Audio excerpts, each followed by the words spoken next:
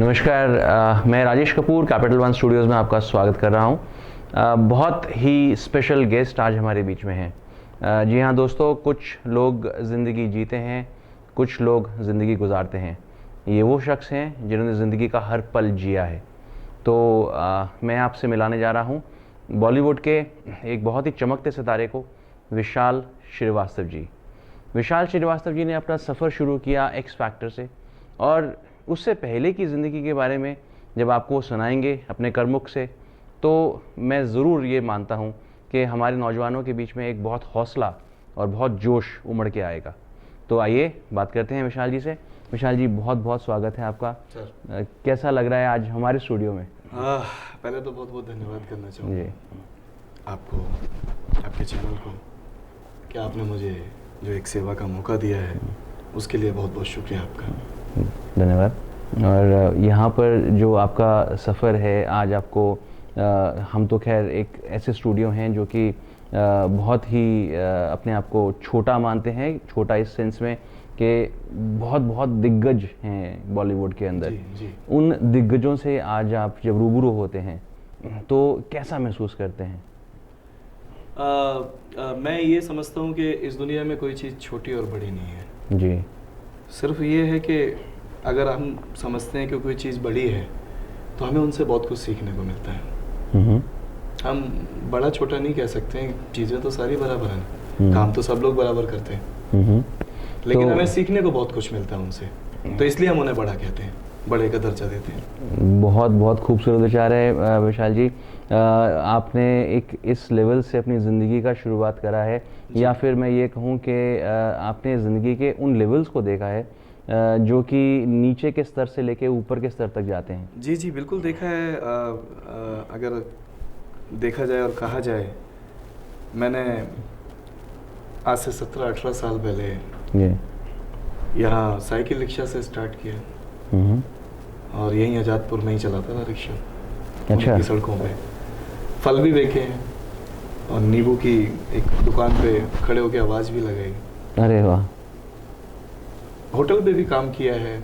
एक चाय, याद है कि मैं आज़ादपुर बस डिपो के बाजू में एक होटल था जहाँ मैं एक चाय की दुकान पे काम करता था जी। लेकिन वो ज़माना कुछ अलग था। वहाँ एक चाय और एक ब्रेड सारे दिन में मिलता था खाने के लिए। बाप रे। और उस टाइम मेरी उम्र ज़्यादा नहीं थी, बहुत छोटा था मैं, क्योंकि मेरे साथ मम्मा तो थी नहीं मेरी, और वो उम्र ऐसी थी कि मैं, अगर देखा जाए तो ढंग से कपड़े भी नहीं पहन सकता था।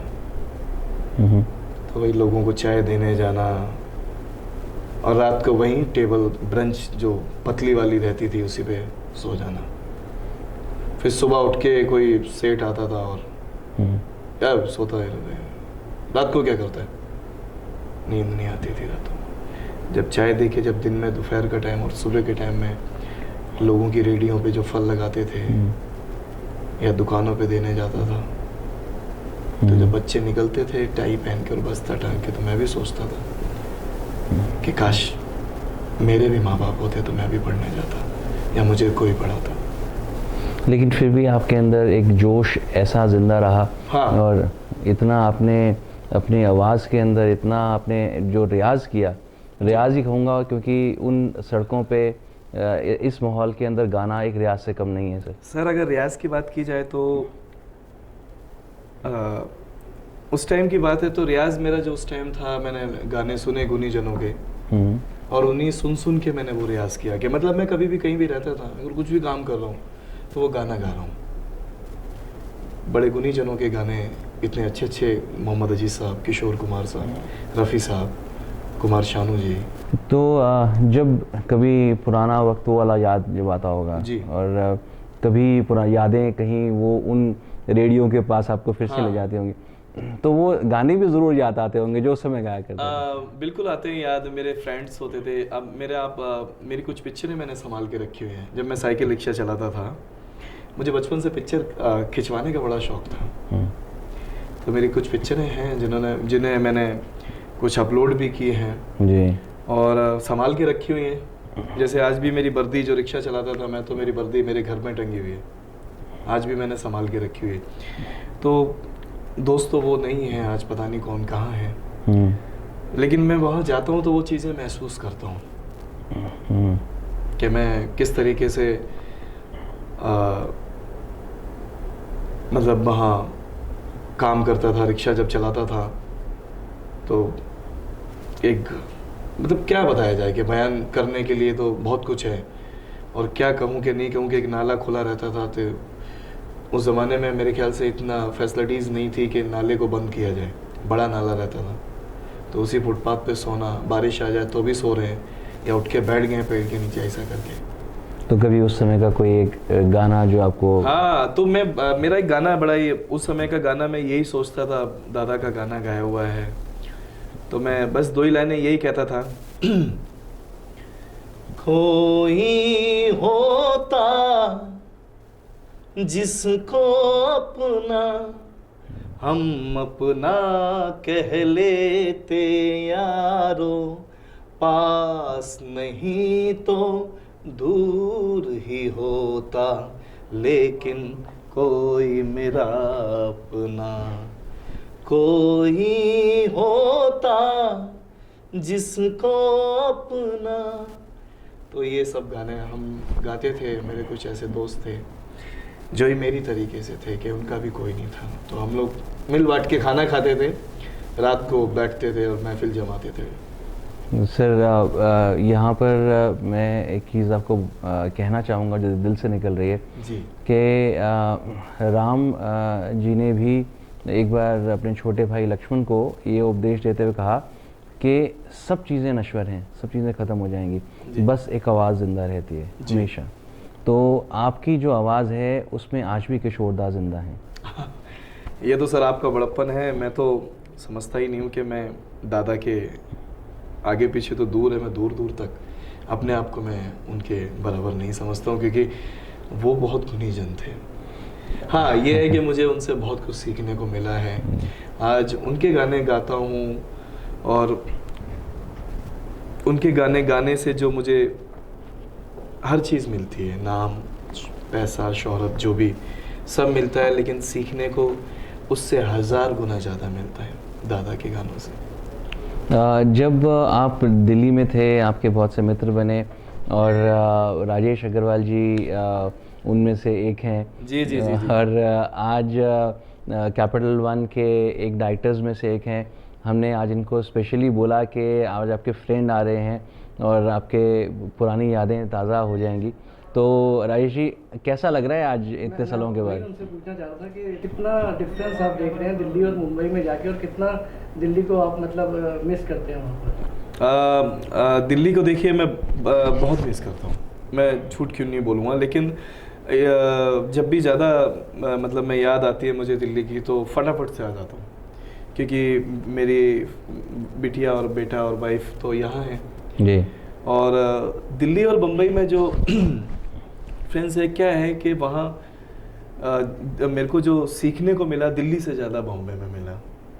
वहाँ एक पता चला कि एक किस तरीके से कि आप आगे बढ़ सकते हैं अपनी मंजिल की तरफ, और किस तरीके से आप आगे जा सकते हैं। जैसे आपने कुछ चीज़ें इनके बारे में बताई थी कि किस तरह से आपका मिलना हुआ, एक बार हमारे दर्शकों को भी सुनने में रहा। तो 2-3 शो के दौरान हम मिले थे विशाल भाई से, और मेरे को अच्छा लगा। फिर हमने सोचा विशाल भाई कि और शो दिल्ली में होने चाहिए, कुछ प्रयास उस दौरान किया था। लेकिन विशाल भाई, मैं अब एक चीज़ के लिए, हम दिल्ली के जितने भी फैंस आपके थे, मैं भी उनमें से एक फ़ैन हूँ। जी जी। बस हम ये जानना चाहते हैं, जैसे आज देश का प्रधानमंत्री एक चाय वाले का, जो चाय वाले नेता था, जी जी, और आप 3 व्हीलर चला कर आज इस दिल्ली से मुंबई पहुंच चुके हैं, जी। तो कितनी बस दूरी है? जैसे आज हमारे प्रधानमंत्री तो बन चुके हैं चाय वाले, तो अब कितनी दूरी है एक 3 व्हीलर चलाने वाले के लिए, कि वो हमारा एक बड़ा बॉलीवुड सिंगर के जो एक प्लेबैक सिंगर किशोर दा की तरह हो? कब तक? देखिए, जहाँ तक आदरणीय श्री नरेंद्र मोदी साहब की बात करें, तो उन्होंने किस ज़माने में मतलब ये काम किया, और आज अब जाके उन्हें जो राजगद्दी मिली है, जी जी जी जी, देश की जो सेवा करने का जो उन्हें सौभाग्य जो प्राप्त हुआ है। तो मैं इतना ही कहना चाहूँगा कि अभी मेरे लिए बहुत सारी मेहनत करनी बाकी है। मुझे अपनी मेरे अंदर जो कमी है और मुझे बहुत कुछ सीखना है, मुझे लगता है, क्योंकि अब मैं सीख रहा हूँ और बाकी का धीरे धीरे हर चीज़ हो रही है। कुछ हैं डायरेक्टर, मैं नाम नहीं लेना चाहूँगा, जिन्होंने मुझे बोला है कि हम विशाल को मौका देंगे। तो मैं उन्होंने जो चीज़ें मुझे बताई, जो मेरे गुरुजन हैं, मेरे गुरुजी हैं, उन्होंने जो मुझे बताया है, मैं उस पर अपना पूरा ध्यान रख रहा हूँ और उस पर मेहनत कर रहा हूँ। विशाल जी, जिस मुकाम पे आज आप हैं और जितनी खूबसूरत आपकी आवाज़ है जी। और जितना आपका फ़ैन बेस हम लोग फेसबुक पे देखते हैं, यूट्यूब पे देखते हैं, जी। तो मुझे नहीं लगता है कि अब आपको एक एस्टैब्लिश्ड सिंगर कहने में किसी को झिझक होती होगी। जी जी जी। आप वाकई में एक एस्टैब्लिश्ड सिंगर हैं। बस कुछ चीज़ें, जैसे शायद आप कुछ प्रोजेक्ट्स में शायद ऐसे इन्वॉल्व हैं जी, जी। जो लोगों के सामने जब आएंगे तो ज़रूर हिट होंगे।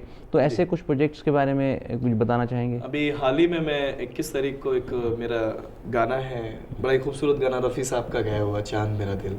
सर तो गा के अगर हो जाए तो। एक्चुअली मैं उसके बारे में बता दूं, फिर मैं ज़रूर 2 लाइनें कोशिश करूंगा गुनगुनाने की।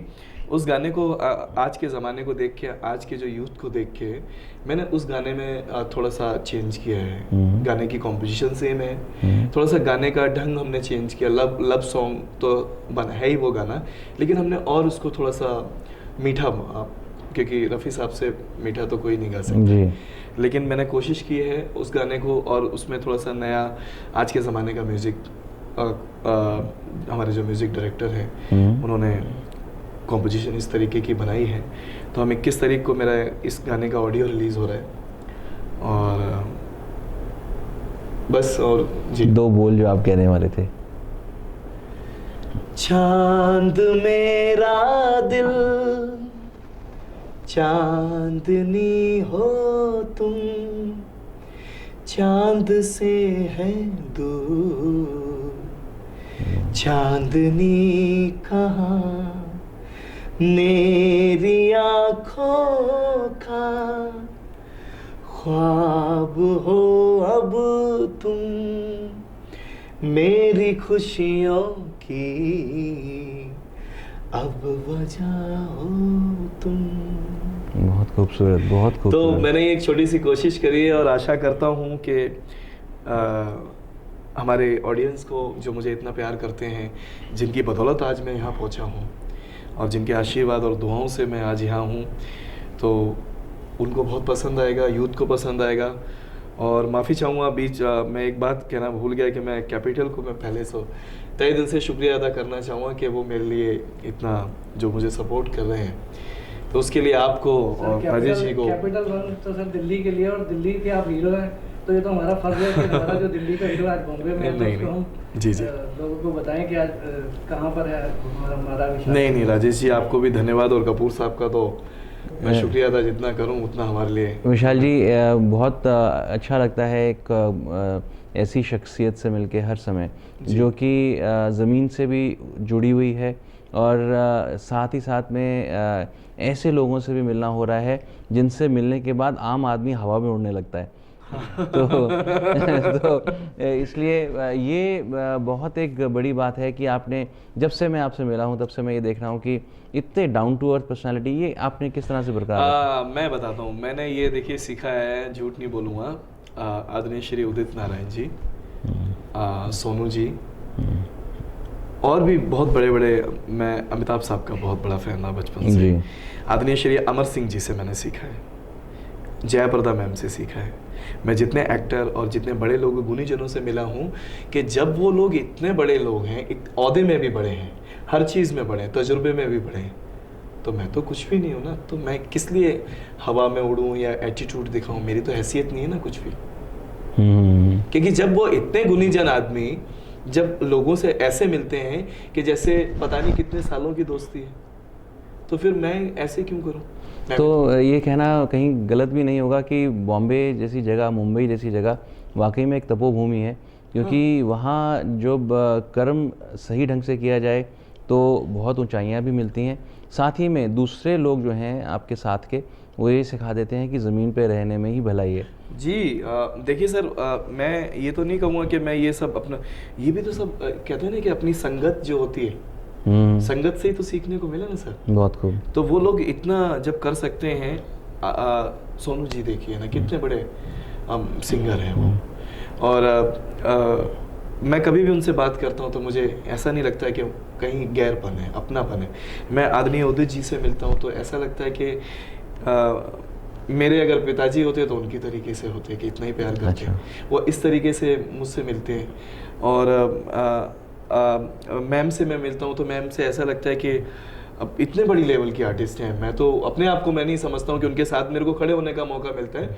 मैं अपने आप को खड़े होने का भी मैं तो मेरा जो सोचना है, क्योंकि फिर एक औहदा आ जाता है, क्योंकि सीखने को बहुत कुछ मिला है उनसे आज तक। हम बचपन से उनकी मूवीज देख के आए हैं और आज भी वो कुछ ना कुछ नया करते ही रहते हैं। तो ये गुणीजनों से जो मुझे सीखने को मिलता है, मैं वो सामने मैं दिखता हूँ वैसे। नया तो विशाल जी आप भी बहुत कुछ कर रहे हैं, जैसे एक एल्बम के अंदर आपने अभी शायद परफॉर्म भी किया है। हाँ, मेरे ख्वाबों में तुम मेरी एक एल्बम है जो, उसमें मैंने कत्थई सी तेरी आंखों में, मैंने एक्चुअली वो बड़ा किस्सा अजीब और गरीब था। जी जरूर। हम लोग गुवाहाटी में शूट कर रहे थे और जिस दिन शूटिंग थी और उस दिन मेरे जो बड़े भैया हैं वो भी प्लेबैक सिंगर हैं, तो उन्होंने ही मेरे को बहुत सपोर्ट किया। मैं उनको भी धन्यवाद करता हूँ आपके चैनल के माध्यम से जी। और तो पता चला कि वो हीरो हीरोइन, एक फिल्म में डायलॉग मैंने सुना था कि हीरोइन और हीरो भाग गए हैं। तो वो डायरेक्टर को काम करना पड़ा था उसमें। तो मुझे क्या है कि मैं डायरेक्टर तो नहीं था लेकिन मैं सिंगर था, तो डायरेक्टर साहब ने मुझे फिर वो काम करवाया मेरे से। अच्छा। तो मेरे को ऐसे परफॉर्म करने का मौका मिला। अच्छा। तो फिर मेरा और हौसला बढ़ गया। मैंने कहा मेरे को करना चाहिए, तो सीखने को। तो अब आपकी मतलब हम लोग फुल परफॉर्मेंस कब देखने वाले हैं? फुल परफॉर्मेंस आप बहुत जल्दी देखेंगे। ये जैसे कि मैंने बताया, मेरा ये नया गाना चांद मेरा दिल, इसको हमने रिलोड किया है, नया म्यूज़िक, नई कॉम्पोजिशन। आप इसे बहुत जल्दी आप देखेंगे और आप सभी चाहने वाले आपके चैनल्स के देखिए ज़रिए से जो ये मेरे गाने का मैसेज गया है, तो उसके लिए फिर एक बार से मैं आपको जी बिल्कुल पूरी उम्मीद है। और ये हमारी दुआएं भी और शुभकामनाएं भी आपके साथ ही हैं कि जिस खूबसूरती से आप गाते हैं और परफॉर्म भी कर रहे हैं, तो उतना ही बेहतरीन तरीके से लोग एक्सेप्ट भी करेंगे और इसे पसंद भी करेंगे। ऐसा दिल से एक मान्यता है और ऐसा होगा भी। और ये साथ ही में राजेश जी, पूरी दिल्ली ऐसा चाहती है। बिल्कुल पूरी दिल्ली ऐसा चाहती है। नहीं मैं दिल्ली पूरा मिस करती है कि विशाल भाई अब नहीं मैं सच्ची बताऊं, मैं हिंदुस्तान में सबसे ज़्यादा शोज दिल्ली में ही करता हूं। और थैंक्स टू दिल्ली को मैं बोलता हूं, पूरी दिल्ली की जनता को बोलता हूं। दिल्ली में जितने इवेंट्स वाले हैं, जितने मेरे गुनीजन हैं, भैया लोग हैं जिन्होंने मुझे काम दिया और आज भी दे रहे हैं और मुझे इतना प्यार करते हैं लोग, तो मैं उनको बहुत, मैं नमस्कार प्रणाम, मैं उनको जितना धन्यवाद करूं उतना मेरे लिए कम है। और सबसे ज़्यादा शोज़ मैं दिल्ली में ही करता हूँ।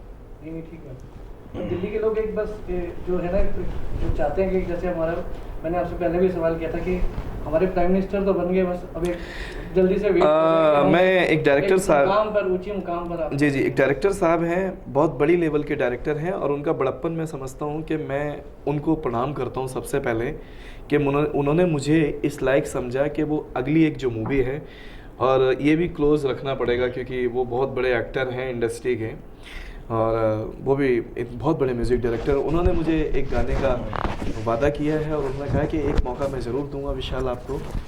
तो बस कहते हैं ना कि सब्र का फल इतना मीठा होता है, मेरे गुरुजी कहते हैं सब्र का फल इतना मीठा होता है कि उसमें चाशनी टपकती है। वाह। मैंने 22 से 24 साल सब्र किया है। मैं कब बड़ा हो गया मुझे नहीं पता चला कि जब मुझे गिल्ली डंडा खेलना चाहिए था, कंचे खेलने चाहिए थे, तो शायद मैं उस टाइम में बर्तन धोता था या चाय की दुकान पे काम करता था। जब मेरे हाथ में कलम और वो होना चाहिए, खैर ये तो किस्मत की बात है, पढ़ाई लिखाई और कहते हैं ना कि कोई भी चीज़, हर चीज़ नसीब से मिलती है। लेकिन थैंक्स टू माई मॉम जिन्होंने मुझे जन्म दिया और उनका आशीर्वाद हमेशा रहता है कि वो मेरे साथ हमेशा रहती हैं बचपन से, कि मैं कभी ये नहीं सोच सकता हूँ कि मैं अनाथ था या क्योंकि आज पूरी दुनिया, पूरा हिंदुस्तान, पूरी दिल्ली और हर जगह से मुझे प्यार मिलता है, सब लोग मुझे प्यार करते हैं। विशाल जी, आपने जो सब्र का अभी एक जिक्र किया है ना जी, मैं उससे आपके मुख से एक मैसेज अपने यूथ को दिलवाना चाहूँगा। जी। वो ये कि इतने बेसब्रे हैं और इतना भी इंतज़ार नहीं करते कि उनका रिज़ल्ट कैसा आने वाला है और आत्महत्या कर लेते हैं। ओहो। ऐसी कई खबरें जो हैं अखबारों जी। के अंदर हम पढ़ते हैं, जी, सुनते जी, हैं। जी। तो क्या मैसेज देंगे आज के यूथ को? देखिए, मैं आज के यूथ को यही मैसेज देना चाहूँगा कि जब मैं आज तो देखो, जब मैं अगर मेरे पास माँ बाप नहीं थे बचपन से, और बिना माँ बाप के ज़िंदगी कैसी होती है कि वो वही इंसान बता सकता है कि जिसके ऊपर गुजरी होती है। तो मैं स्कूल न जाके, कॉलेज न जाके, यूनिवर्सिटी न जाके और पढ़ाई न करके, और संगीत की मैंने जो तालीम लेना स्टार्ट किया है वो मेरे इस रियलिटी शो के बाद ही किया मैंने, लेकिन मैंने सपना अपना शुरू से नहीं मरने दिया। तो मैं उनको यही कहना चाहता हूँ कि हिम्मत नहीं हारो भाई, आपके पीछे आपकी पूरी फैमिली है, आपके पीछे सपोर्ट करने वाले लोग हैं, तो हिम्मत मत मारो। अरे एक बार नहीं होगा तो अगली बार हो जाएगा, और अगली बार नहीं होगा तो फिर अगली बार हो जाएगा, ऐसा तो है नहीं कि नहीं होगा। तो मैं यही कहना चाहता हूँ कि हारने का नहीं और आगे बढ़ते रहने का। ऐसे में एक वो गाना याद आ जाता है और आपके आवाज़ में तो बहुत ही बेहतरीन लगेगा कि अकेला चल चला चल। मुकेश जी का, मुकेश जी। तेरा मेला पीछे छूटा राही, चल अकेला चल अकेला, चल अकेला, चल अकेला, तेरा मेला पीछे छूटा राही, चल अकेला। और साथ ही में मैं सर एक बात और कहना चाहूँगा, देखिए अगर आप इजाज़त दें। ज़रूर। हमारे विशाल जी एक बात टोकना चाहूंगा, राजेश, आप अकेले नहीं है फिर आज आपकी इतनी राजेश भाई, देखिए आपसे तो जो बड़प्पन और जो आपका प्यार इतना, देखिए हम 4-5 साल से जुड़े हुए हैं एक दूसरे के साथ। आपने जो मुझे आज कैपिटल 1 में जो सेवा का मौका दिया, कपूर साहब ने दिया है, तो मैं उसके लिए तो मैं चैनल को सबसे पहले एक बार फिर धन्यवाद करता हूँ। और दूसरा यही कहना चाहूँगा कि देखिए एक मैसेज और देना चाहूँगा जी। इस देश को, हिंदुस्तान को, दिल्ली को, और जहाँ भी मुझे लोग देखें इस हमारे चैनल को, सिर्फ इतना ही कहना चाहूँगा कि आज अगर 100% में अगर मेरी कामयाबी 30% देखी जाए तो मेरी है, बाकी का 70 से 80% मेरी वाइफ और मेरी बेटी का नसीब है। बहुत खूब। मैं कहता हूँ कि लोग कहते हैं ना कि मैं कहता हूँ कि मैं अपना मुकद्दर लिखवा के नहीं लाया हूँ, मेरी बेटी मेरा मुकद्दर लिखवा के लाई है। वाह। तो हिंदुस्तान की जनता से मैं सिर्फ हाथ जोड़ के ये कहना चाहूँगा कि बेटियां जो होती हैं कभी किसी पे बोझ नहीं होती हैं और अपना नसीब लेके आती हैं और आपका मुकद्दर लिखवा के लाती हैं। वो देखो हमारे घर में भी बचपन से लेके हमारा साथ देती हैं और जब पराए घर जाती हैं तब भी वो साथ देती हैं उनका। बहुत खूब। तो बेटियों को प्लीज़ इस दुनिया में आने दें और उनको पढ़ाएं और उनको आगे बढ़ाएं और ना उनके साथ अत्याचार हो। मैं यही कहना चाहूँगा क्योंकि मेरी बेटी मेरे लिए लक्ष्मी है मेरी, और मेरा नसीब है और मेरा मुकद्दर है। बहुत खूब। विशाल जी, ये इंटरव्यू एक गुफ्तगू में बदल गई और कैसे राजेश जी मानेंगे नहीं बिल्कुल, मतलब इन्हें पूरा जरूर। मेरे ख्वाबों में तुम, मेरी सांसों में तुम, मेरे दिल में हो तुम, जज्बातों में तुम, हर हालत में तुम, दिल की हरारत में तुम, मोहब्बत में तुम, शरारत में तुम, तेरे हाथों में मैंने हाथ दिया है, तेरे सारे गमों को खुद पे वार लिया है, कत्थई सी तेरी आँखें, इनमें छुपी है सौगातें। ब्यूटीफुल। बहुत बढ़िया। Thank you so much. Vishal ji, आपसे गुफ्तगू करने का ये सिलसिला दिल करता है जारी रहता रहे। जी जी जी जी। समय लेकिन जो है वो थमता नहीं किसी के लिए। और जी, बिल्कुल। आप भी कह रहे थे कि आपने भी आगे आपका पूरा डे पूरा प्लान्ड है, शेड्यूल्ड है सर। इसलिए आपका बहुत आभार प्रकट कर रहा हूँ ये कहने के लिए कि आपने समय निकाला अपने बिजी शेड्यूल में से कैपिटल वन में आने के लिए, हमें इतना खूबसूरत अपना परिचय दिया। क्योंकि जिस शख्सियत को हम लोग टीवी पे देखते आए हैं जी जी। उनसे आज रूबरू मिलने का मौका दिया भगवान ने अरे नहीं। और आपने। तो बस हम लोगों की ये दुआएं हैं और हमारी विशेज़ हैं कि आपकी एल्बम्स जो हैं वो लगातार आती रहें, हिट Thank होती you. रहें, Thank you, sir. दर्शक आपके पूरे वर्ल्ड में बढ़ते रहें। सो कैपिटल वन हमारा आपके लिए मिशन मैं देखिए, मैं कैपिटल वन का और राजेश जी का और सर आपका मैं तहे दिल से शुक्रिया अदा करता हूँ कि आप लोगों ने मुझे मौका दिया और आप लोगों ने मुझे इतना, देखिए आप इतना प्यार दे रहे हैं आप, तो इसके लिए मैं आपको दिल से बधाई देना चाहता हूँ। बड़प्पन है बड़े लोगों का कि कभी भी अपनी खासियतों को अपनी नहीं कहते, दूसरों की बता देते हैं। तो दोस्तों आज उम्मीद है कि जितना मज़ा हमें आया है विशाल जी से मिलके उतना आपने भी इसका लुत्फ़ उठाया होगा। और इनके वीडियोस को देखते रहिए, पसंद करते रहिए। इनका यूट्यूब एड्रेस हमारे नीचे दिए गए स्क्रीन के ऊपर जो है आप देख सकते हैं। और कभी भी यदि आपको विशाल जी को कोई मैसेज पास ऑन करना हो तो कैपिटल वन के इस दिए गए ईमेल एड्रेस के ऊपर भी आप उसको मेल कर सकते हैं। हम आपकी बातों को विशाल जी तक ज़रूर पहुंचाएंगे, ये हमारा आपसे वादा है।